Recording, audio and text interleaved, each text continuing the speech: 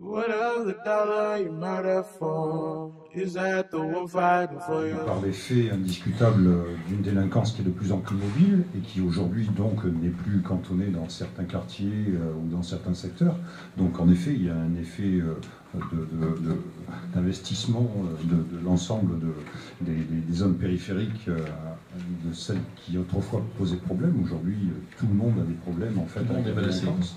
Et ensuite, il y a le prisme des médias et c'est pas anodin non plus de voir que ce prisme nous fausse quand même relativement notre regard ou notre compréhension de ces phénomènes de délinquance. D'abord parce qu'aujourd'hui, les journalistes n'ont plus de capacité réelle d'investigation. Il faut le savoir, ils sortent de moins en moins en fait de leur direction. Ils ont donc ils subissent ce que l'on appelle en fait un effet de Larsen eux aussi. C'est-à-dire qu'un événement qui se produit est relayé par tout un tas de médias qui au final donc crée un buzz au niveau national véritablement, donc par effet donc de stimulation comme ça de l'information. Et qui par là même crée ce sentiment d'insécurité parce qu'on a l'impression qu'il se passe plein de choses tout le temps, partout. Et ça renforce en effet le sentiment d'insécurité puisque un événement qui peut paraître extraordinaire, relié par tout le monde, eh bien devient un événement national. Voilà.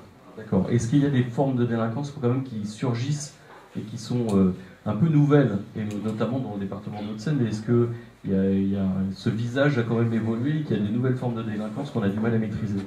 La délinquance est plus violente indiscutablement aujourd'hui.